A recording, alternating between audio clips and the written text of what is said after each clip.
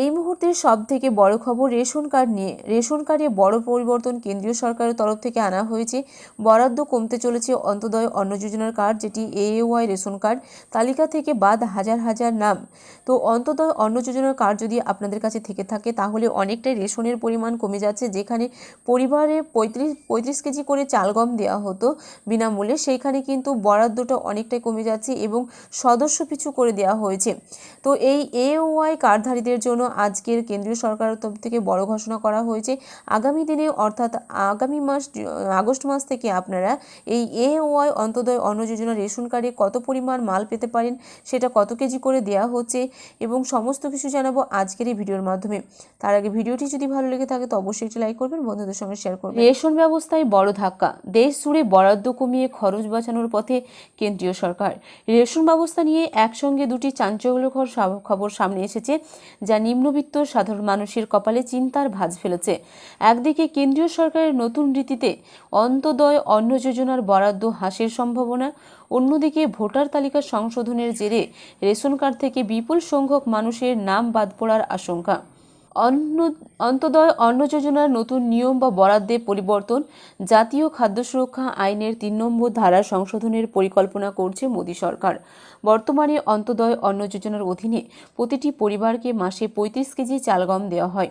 নতুন নিয়ম কার্যকর হলে বরাদ্দ হতে পারে জনপ্রতি মাসে 7 কেজি, তবে পরিবার প্রতি 35 কেজির সর্বোচ্চ সীমা বজায় থাকবে। 4 জন সদস্যের পরিবার হলে বরাদ্দ 28 কেজিতে নেমে আসবে, 7 কেজি ঘাটতি থাকবে এবং 3 সদস্যের পরিবার হলে ঘাটতি দাঁড়াবে 14 কেজি। অন্যদিকে বড় পরিবারের ক্ষেত্রেও 35 কেজির বেশি রেশন পাওয়া যাবে না।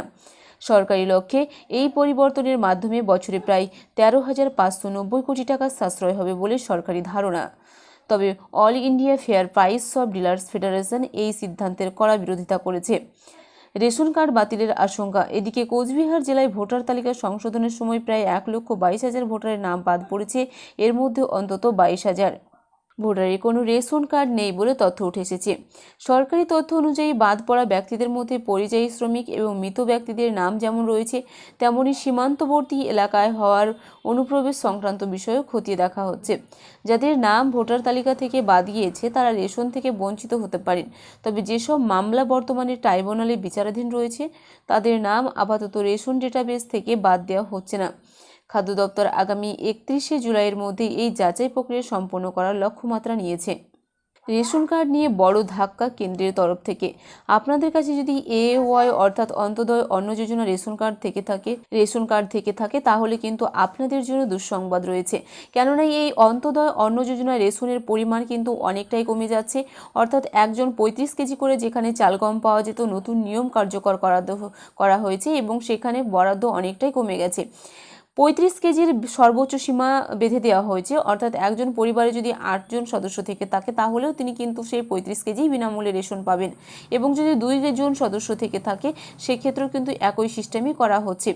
এতে কিন্তু গরিব নিম্নবিত্ত মানুষের প্রভাব পড়বে বেশি বলে জানা গিয়েছে।